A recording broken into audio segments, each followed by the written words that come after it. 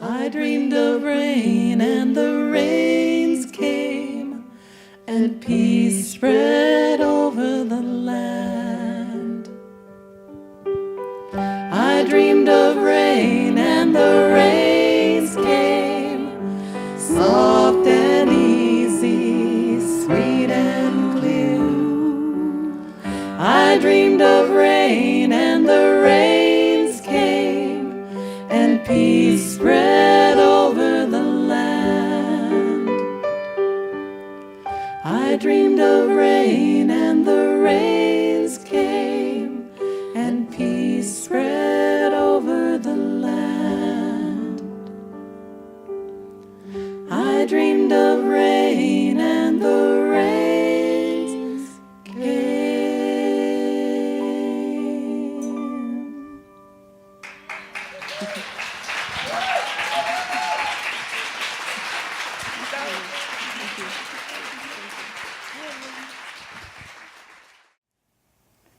Good morning.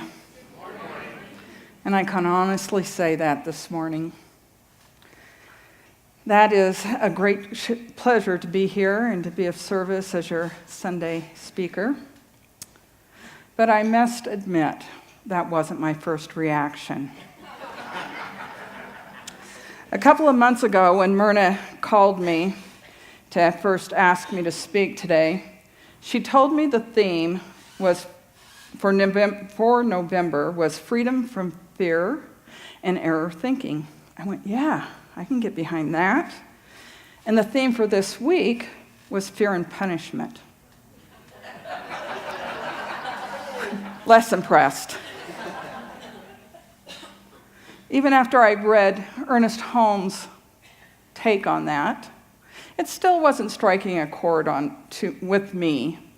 And I needed to take some time to get a grip on my own flying thoughts. And so I asked for a week or two before committing.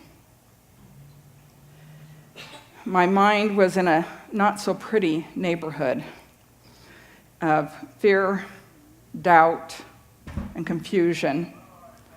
A dear friend, Frank Arnold, I knew from Unity, used to say that we teach what we most need to learn. And I knew that fear had been up for me a little bit of late in a lot of different areas. So I took some time and got clear about that, and because I knew that I would be speaking unless there was some life-altering event in the day or two before this. And I just addressed my deep-seated fear of public speaking.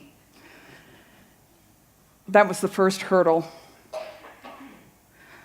I am often afraid and experience discomfort when I'm standing on the edge of something new. But that doesn't mean I shouldn't take the next step.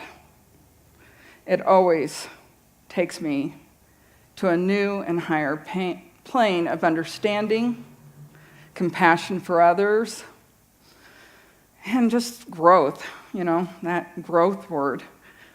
It is exciting, fun, terrifying, and sometimes painful.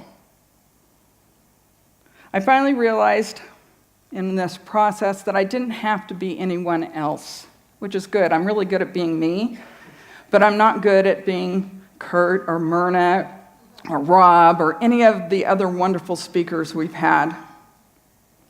All I can do is share from my own experience and share what I know today, which, with new information, could even change tomorrow or even later this afternoon.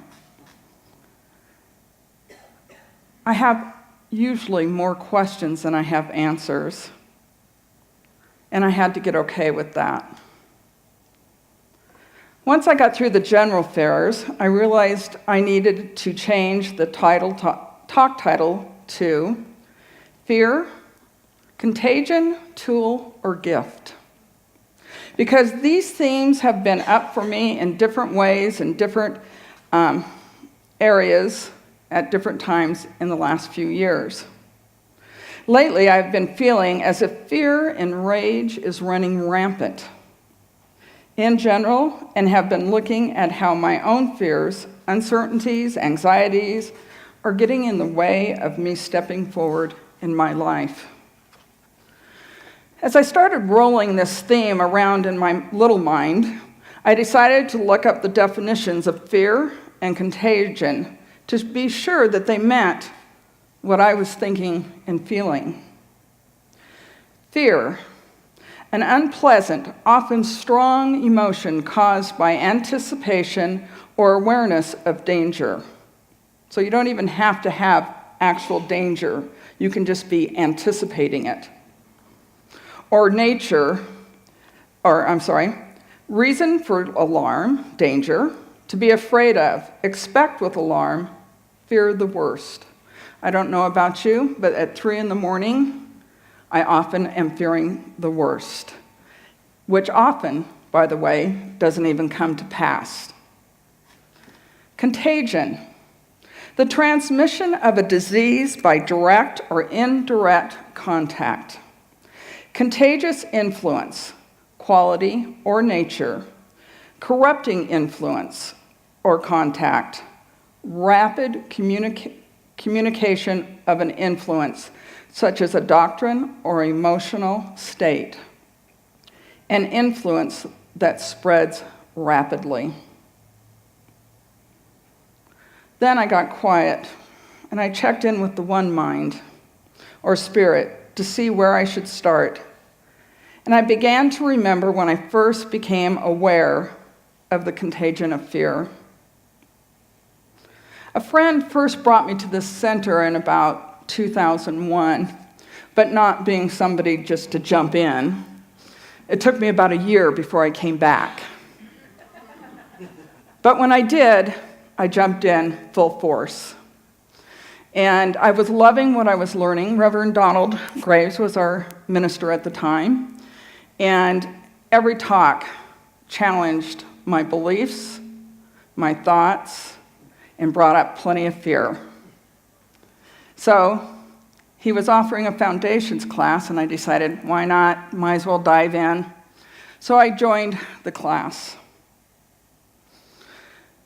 And we started, he never told us what to think, but he challenged us to think, to examine our fears, to examine our thoughts and our beliefs, see if they're true, see if they still work for me. I still, 20 years later, I still have beliefs that pop up, and I'm like, really? I believe that? Because some of this was poured into me long before I had the ability to reason. So I jumped in, and one of the things that we learned, besides those things, was affirmative prayer, the 5 steps of treatment. And so we had to pick something that, because it was, we had to think of an issue and then do prayer and meditation on it during the class to see if, by changing our thoughts and our beliefs, we could change an outcome or a condition. So, at the time, I owned a Ford Bronco. Loved that car. Felt like a Sherman tank, and I felt safe in it. However, gas prices were going through the roof. And it was very expensive to drive, and it was starting to have a few minor issues. So that was my goal. New car by the end of our 13-week class. So I wrote my treatment. I had the normal fears that started to pop up, beliefs about why I couldn't have it, and I was addressing them one by one. And moving forward in class, doing my reading, but I was really excited. I felt at peace with it. I really felt, as I was doing that this could happen in 13 weeks. I was kind of working through those fears. And then I went to lunch with a friend who had just bought a new car. And she'd done her research. Now, I hadn't done any research. I had called a friend's brother who works for a dealership and said, this is what I'd like to have, and this is what, I have, and had explained it to him, but that's it. So I went and I told her, because I'm all excited about what I'm doing in this class, and so I start sharing with her, and she's looking at me like I have lost my mind.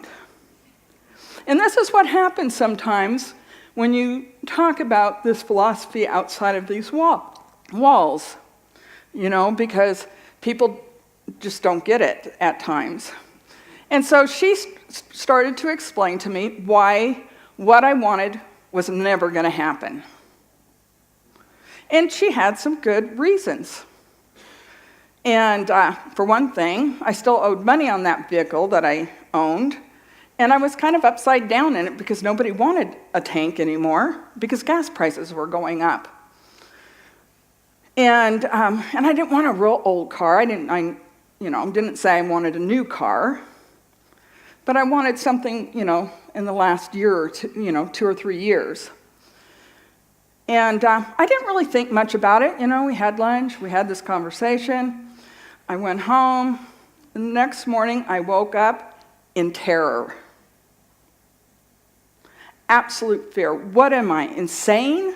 How can I do this? She's right, this and this, and, so then my little analytical crazy mind up here gets busy. A problem, let's fix it. And, but sometimes when I'm working with this small mind, it doesn't have all the answers.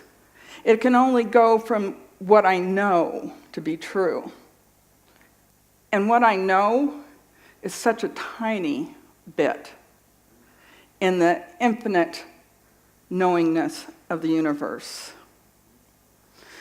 So, I'm thinking about I need to sell the car outright, but then I have to put it in the paper, then I have strangers coming to my house, and I live by myself, and blah. Insanity. 2 weeks. Insane. It just is getting worse. 3 a.m, I'm up trying to figure out how I'm going to do this. Then, one Saturday morning, I think I finally got myself exhausted enough that I decided to sit down because all that affirmative prayer and meditation I had been doing before that conversation had stopped. And so I'm like, I was feeling pretty good when I was doing that, so I'm going to sit down. And so I got quiet. Duh. And as I did, this thought came to me, because I wasn't even aware of why I was in so much distress.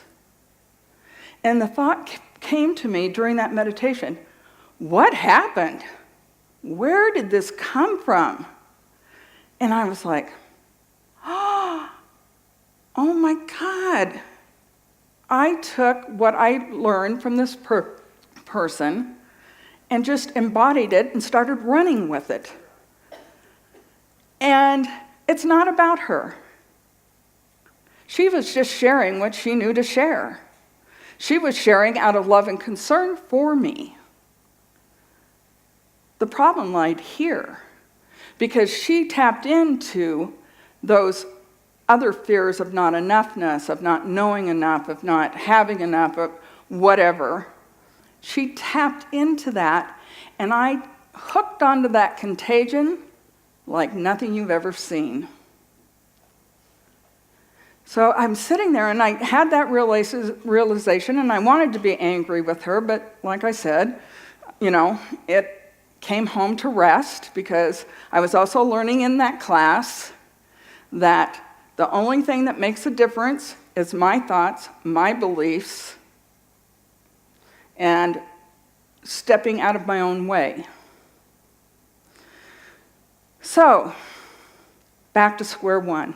I wrote a new affirmation to deal with those fears that had been coming up, and again, stating what I needed, what the desires of my heart were, in a place of faith and trust again that I could have that. Got up, went about my business, and a half hour later, my friend's brother called me and said, "Salina, guess what? I think I found your car." It was the year that I wanted. It was the price that I wanted. He was willing to take my car as a trade-in, even though it was upside down. And I was free. And I had my car, and I loved my new car. But it had nothing to do with anybody outside of myself. So that was my first experience with consciously experiencing the contagion of fear, and that I was susceptible to it. If I'm very close with somebody, or very involved in whatever the problem or the issue is, if it brings some charge from some past experience, man, I can just jump right on it. But I'm learning, and I learned from that experience, and I catch it sooner now. In Living the Science of Mind, Ernest tells us that the quickest and most effective method to get rid of fear, and Jim did read part of this morning, is to get quiet and lift up the whole thought in confidence and faith to something bigger than we are. It is like going from a cold, dark room into the sunshine and just sitting there, letting the rays of the sun permeate the whole being with warmth and color until the darkness and the dampness are gone. So it is with the life of prayer and faith, of affirmative meditation, and of communion with the divine spirit, which is closer to us than our very breath. Let us not forget that if fear is contagious, faith is also doubly so. How wonderful it is to realize that we can so influence our environment that everyone who steps into it will be benefited. If this is what you are doing, the very stars in their courses will conspire to aid us. You know, I don't know if I read that when I was in that class, but it gives me such a feeling of peace to understand that, to truly embody that knowing. And that's why when we gather together and we hold that thought of peace rather than fear, that energetically it moves through our community, it moves through the larger community. And, you know, they've done studies. It moves around the world. So it just made me really aware of that, where my thoughts are, the energy that I'm putting out. So that's how it works as a contagion. Unlike a contagion that someone, as a rule, unknowingly shares with others, using fear as a tool is a conscious act, used as a means of achieving something. I first became conscious of fear being used in our advertising a few years ago. Instead of just unconsciously allowing the words to flow through my mind, I started to really listen and realized the tone seemed a little fear-based. And I did a little research recently and found it is a strategy. And one website I visited described it as a fear appraisal or fear appeal. So it even has a name. Uses consumers' fears to motivate them to purchase a product or contribute to a cause.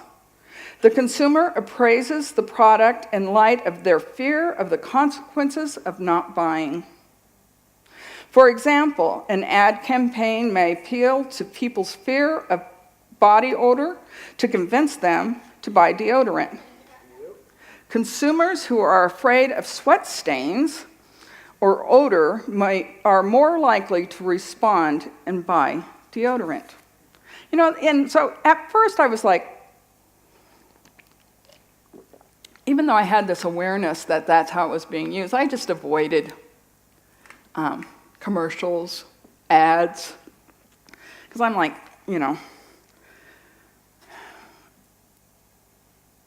I don't like manipulation. I do not like being manipulated. And when I had that understanding that that was what was happening, that 13-year-old, she's still alive and well in here, by the way, just put her foot down and said, "No way."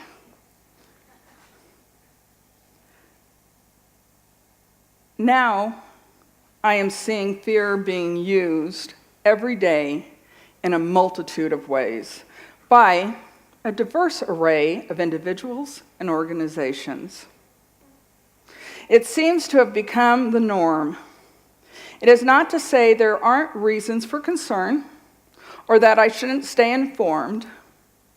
It means I need to look at the information being presented with a critical eye, no matter who is sharing. Ask questions, look at possible motivations, do my own research, and try to listen to all sides of an issue. And when I have made up my mind, I am less likely to do so. And so, because I became aware that I didn't want to contribute to that program of I call it fear-mongering, that, and people say, well, we don't, and I'm like, yeah, you do, kinda. And I have to check, I'm checking this too, because, I learned it, and I can use it. And I have to be careful with that. I have to be conscious of what I'm doing. In The Science of Mind, Ernest Holmes told us, and I love this, because, I've just been disturbed lately about all that's going on. And, I just want to say, oh, it's the times, it's happening. But Ernest Holmes died in 1960, and he wrote this next quote sometime before that. So it's been around for a while. Fear is the great enemy of humanity.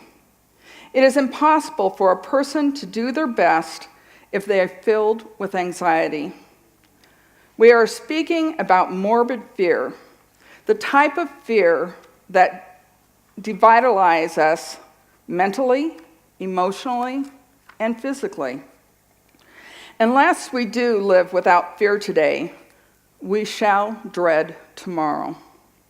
Those who live in the dread of tomorrow generally live in the morbid thoughts of what happened yesterday. Their minds are filled with things that are unpleasant in their previous experience and the unhappy events that they fear will transpire in the future. The present day in which they live is robbed of all peace and joy and becomes a torture chamber sandwiched between yesterday and tomorrow. This so disturbs the mind that restful sleep is impossible.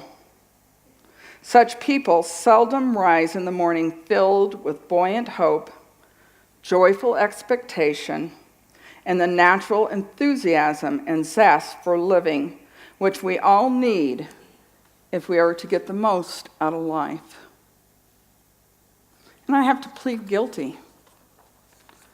Some days I do, but sometimes things get in my mind still, and I don't. So, I invite you to pay attention.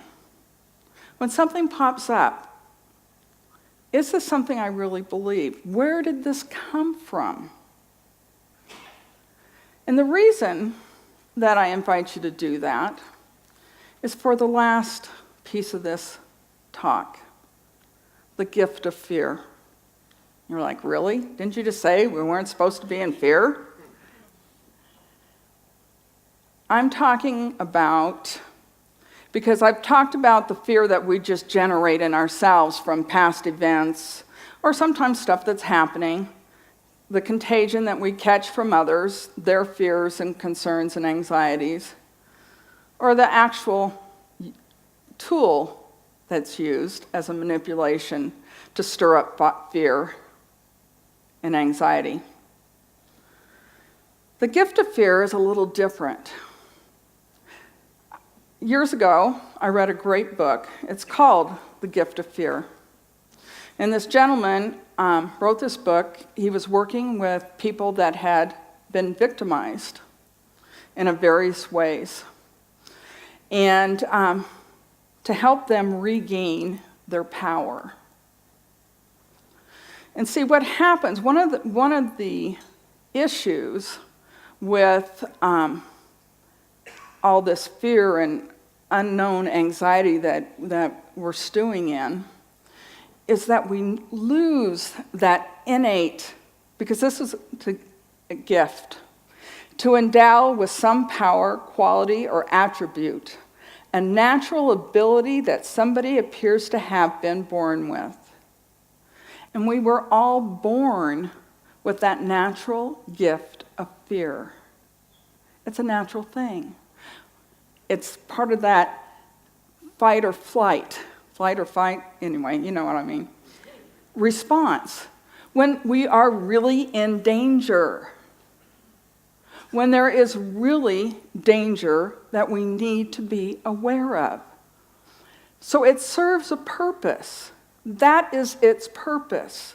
Not to live in fear daily, but to listen and be aware when we need to move and do something different. Years ago, a few years ago now, I had decided I wanted to go to Greece. And initially I was going to go by myself. And every time I would tell somebody that, they'd go, "Aren't you afraid?" And I'm like, "No." But after about the 10th, 20th person I told that had that reaction, I was like, geez, is there something I need to be afraid of? So again, I got quiet and went inside and started talking. And I'm like, no, nothing there. I'm not feeling any fear. I don't think there's anything to fear. And I'm like, great.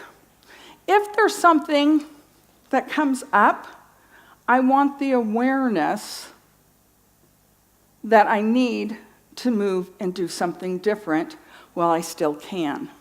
So that became my prayer, is just to open to that awareness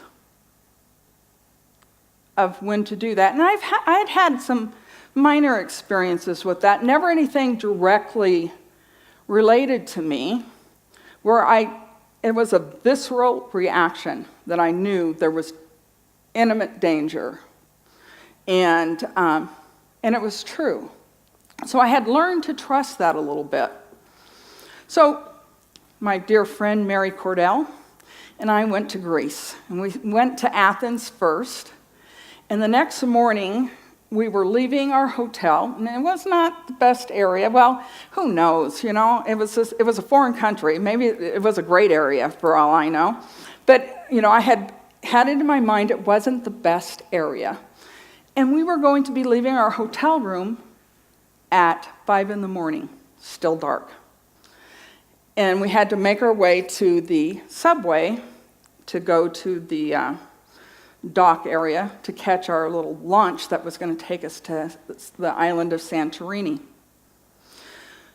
So I was kind of nervous about it, and I was, sleep deprived, I was jet lagged, and I got myself together, we got ourselves together, And I sat down and got quiet, and, I'm like, is there really something here I need to be aware of? And I wasn't getting any hits. So I'm like, okay, remember, if something I need to know, let me know it, while I can still do something about it. And so we hit the streets. There were quite a few people out. There were some lights. There was a little place where you could get food, and Mary had diabetes, and so we stopped there to make sure that she would have food, because it was about a 4-hour boat ride, and we didn't know what we were getting into exactly. And as she was doing that, I looked over, and here was a little thing to the subway. It was stairs, and I packed like a crazy woman, so it was a little challenging. But I figured I could do it. And there was this guy standing at the bottom, and I said, is this the subway that'll take us to the docks where we can catch the ferry? And he's like, yeah, come here, come. The train's here. So we went barreling down the stairs, and here's this train. And it has 3 cars, and they're all open. And 2 of them are kind of full. So I went barreling on the 3rd one, and after I got on, I realized Mary's not with me. So I had friends that got split up in a similar situation in Europe. So I started to back off the train. And as I did, these 2 guys kind of moved closer to me. Now, there was no reason for this, because it wasn't a packed train like the other ones. And then I saw Mary, she hit the bottom, and here she came. And so I stepped back in, but when I stepped in, I have this one guy with his belly on the other side of my suitcase. And then I have this younger guy that's kind of flanking me a little bit. And I'm like, move, And people that know me know that I'm not a quiet person, so I'm being not terribly forceful, but I'm making it known that I want him to move. And they're just kind of looking at me. And Mary's kind of here behind me. She got on, the doors had shut, and the train had started to move. And they're just looking at me. And finally, they do. They move off, but they can't get off the train because it's moving now, and they're by the other door. So we get over and get where we can hold on, because we're not even holding on, and the train's moving. And as soon as I did that, I went, God, that was really weird. Bingo. As soon as that thought popped into my head, I went, shit. Very spiritual term. And I looked, and my purse is open, my wallet is gone. So I know that this guy was the distraction, and this guy lifted my wallet. So I look at Mary, and I said, Mary, those guys just lifted my wallet. And her eyes got about this big. And I said, it's okay, they're still on the train, so I'm going to go talk to them. Watch our stuff. Because I had worked like a crazy woman for 2 years to be able to afford to go on this trip. And this was my first day. And I was not going to have anybody messing with me. And so I went up to them, and I started with the young guy. I'm like, give me my wallet. And he's, again, with the dead look. And so, but I just, every time, and you have to understand, I'm not like alone on this train. There's lots of people on the train, some nice big guys. They all have their suitcases. So I know that they're doing what I'm doing, and probably not from there. And I'm like, getting louder. He shows me his ticket. I'm like, no, I don't want your ticket. Give me my wallet. And he cut his eyes over to the other guy. And I went, brilliant, you already passed it. Give me my wallet. And I just started getting really loud. And because I knew if the train stopped, I was in trouble. Because I wasn't going to get off the train and follow them. I'm not, my mother didn't raise an idiot. But, so I was just about ready, and I kind of looked around to see who I could enlist, because I do believe that most people will help you. rather than harm you. And I think he knew, because he had a plastic grocery sack, and he opened it, and there was like a sheet or something in there, but my wallet, my little brown wallet, was sitting right on top. So I reached in, and I picked it up, and I didn't say, once I had my wallet, I didn't say anything. I just walked back. And I was walking back, and this kind of nicely dressed guy was sitting there, and he said, "Did they really have your wallet?" And I said, "Yes, they did." And so I held it up, because everybody's like, "Did you tell people that they were doing that?" And I said, "Honey, everybody on the train knew that I was what I was doing. I wasn't quiet about it."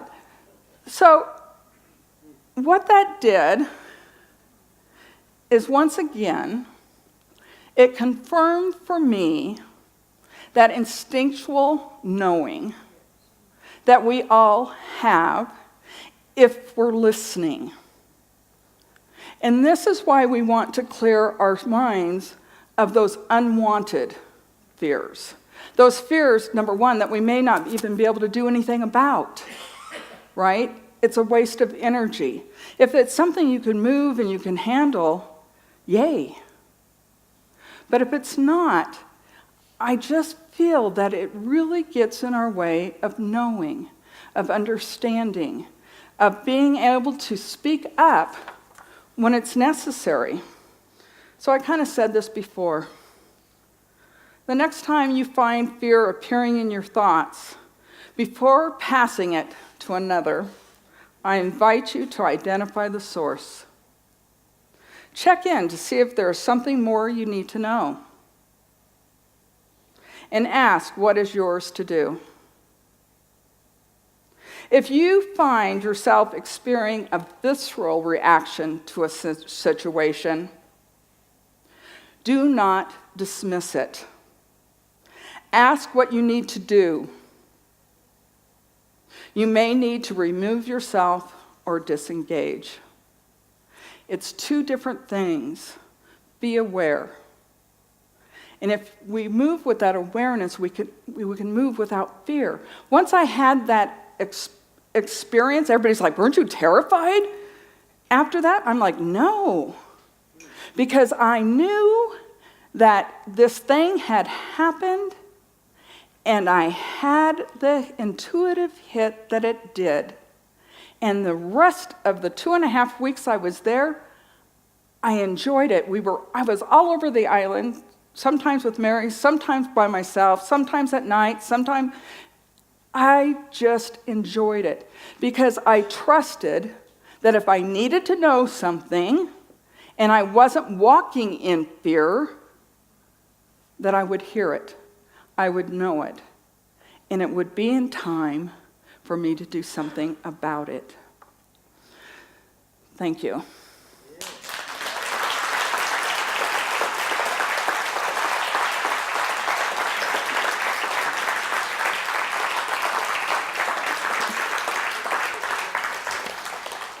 So I'm going to invite our practitioners forward, if they would. And I'm going to close with this little bit of a meditation from our book, This Thing Called You. Again, you teach what you most need to learn, so I decided to teach that class because it's about checking in with yourself. And then we'll do a prayer. So just relax into this moment. And let my words be your words. The mind within me, being God, is not afraid of anything. It does not remember any unhappy experience, nor does it anticipate any. At the center of my being, there is complete poise, perfect faith, and confidence. I am forever one with Spirit, in it and of it. I am an individualization of pure Spirit. There is no condemnation, no judgment, no sense of sin, sinner, mistake, punishment, burden, doubt, or fear in me. No bitterness, no hate, no strife. Let us pray. So just resting in this perfect moment.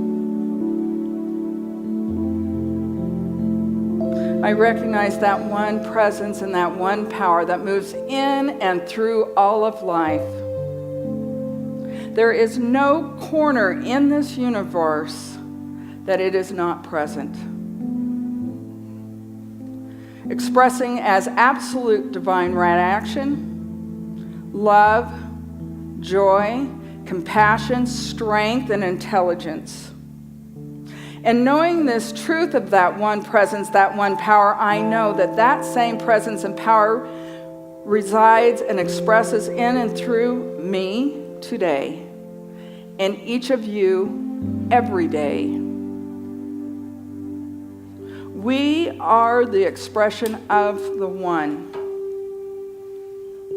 We are it. We step into our greatness, knowing this truth of the divine and knowing this truth of ourselves. It is from this place that we can step forward into life with confidence. It is from this place that we can do what we came here to do, that we can play large, that we do not have to play small. That serves no one.